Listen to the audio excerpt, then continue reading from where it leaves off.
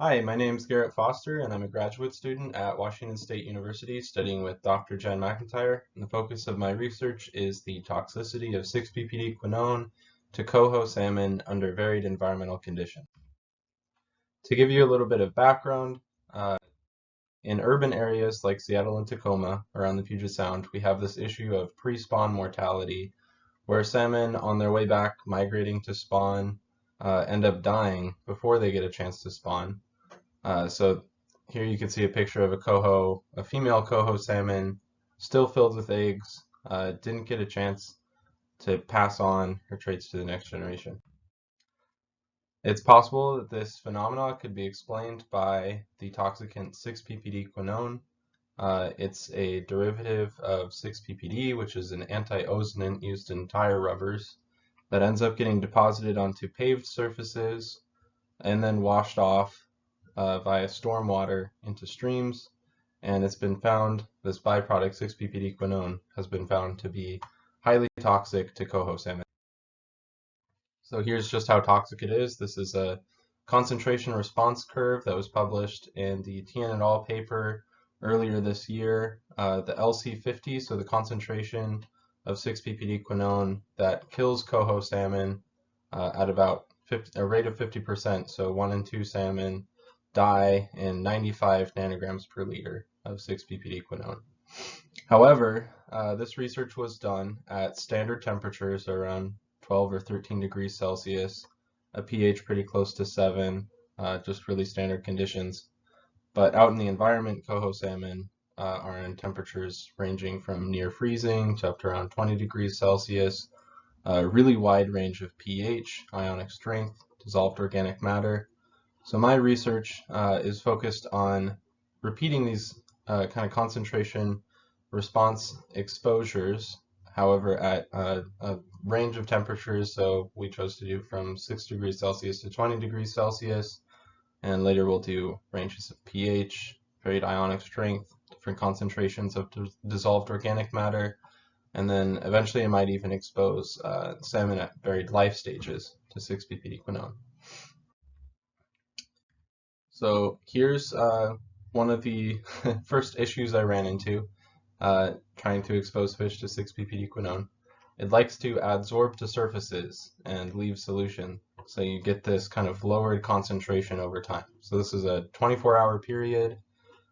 This blue line represents a tank with no fish, so just 6-PPD-quinone in water.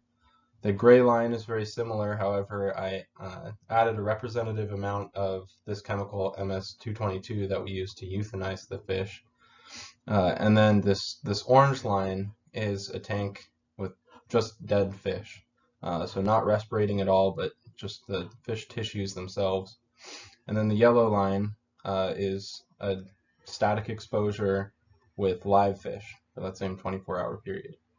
So you can see even in a tank with no fish, there's this 35% loss. When you have even just the fish tissue in the tank, you're already up to 70% loss. And then with the live respirating fish, that's where we really ran into some issues. So there was 94% loss over the 24-hour period. And the OECD requires that concentrations stay between 80 and 120% of the average concentration over the entire course of the exposure.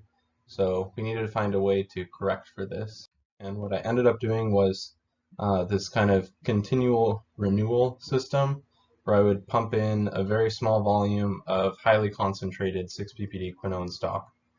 And you can see that that kind of helped keep the concentrations up. This isn't nearly as much loss. However, we're still, in some of the tanks, especially this blue one, we're still kind of ranging out of that 80 to 120% interval. But we're still able to use those results. So here's the results of those tanks from the last slide, as well as a few others, formatted very similarly to the chart from Tien et al. However, you can see the LC50 is at 105 nanograms per liter. I'd like to remind you that this is with the renewal system, and it's at 6 degrees Celsius. So the lower temperature means the fish are respirating more slowly, probably get less exposed to that chemical. However, the renewal means that that chemical is staying at more consistent concentrations.